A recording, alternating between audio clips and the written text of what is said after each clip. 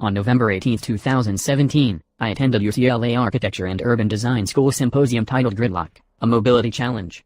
This event was one of the many events organized by the UCLA School of Architecture throughout the academic year to promote interaction between the leading industry professionals alongside the current students, or as UCLA likes to call them, the future leading professionals.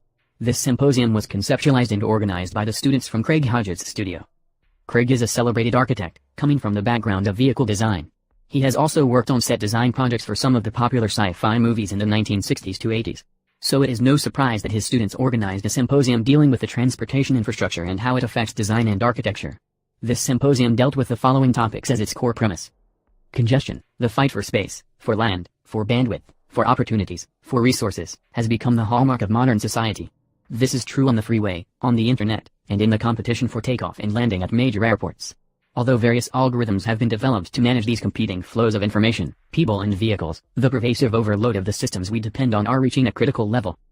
GRIDLOCK, a mobility challenge symposium, will generate a discourse between academic researchers and industry leaders to debate and share perspectives on how the advent of autonomous vehicles, new technologies, and other expanded modes of transportation will transform the way we live and move in urban environments. UCLA's name and fame make it easy to attract celebrity architects and infrastructure and technology gurus, and as such, tends to be extremely informative and educational. Few of the big names to present and speak at the symposium were Laura Robin, Director LA Studio, Design Works, a BMW Group company, Lucian Rosca, Professor, Art Center College of Design, Eric Ruiz, Partnerships Manager, Waze Carpool, Martin Novak, Lecturer, UCLA A.UD, Dan Sturgis, Transportation Revolutionary, Salita Reynolds, General Manager, Los Angeles Department of Transportation, and of course the man himself, Craig Hodges. The Ideas Lecture Series charts a dynamic new future for architecture by engaging speakers from a broad range of disciplines. The series looks beyond their field's traditional boundaries and explores topics rising from unexpected quarters, entertainment, automotive, aerospace, and tech industries, in order to explore rapidly emerging new technologies, possibilities for interdisciplinary growth, and the role of Los Angeles in the evolution of architecture. I was impressed by the collective intellect and talent on the roster. It was a fascinating experience, to say the least. The representatives of various companies presented content based on their field expertise.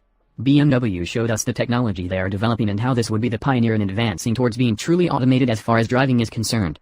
Boeing, being the unbeatable leader in aircraft design and manufacture, shared with us the intricate details of flight navigation and controls and what it means to go completely unmanned. The information shared by them was like new enlightenment and pushed us to change our perspective regarding the interdependencies of various technological and design fields. One of my most favorite presentation was by the manager at Waze. Waze, as many may know, is a popular navigation service. It uses APIs from Google for the base navigation system, but what they do with these APIs and the information they have received is outstanding. They use big data and feedback loops to provide live updates about local traffic and share suggestions and alerts.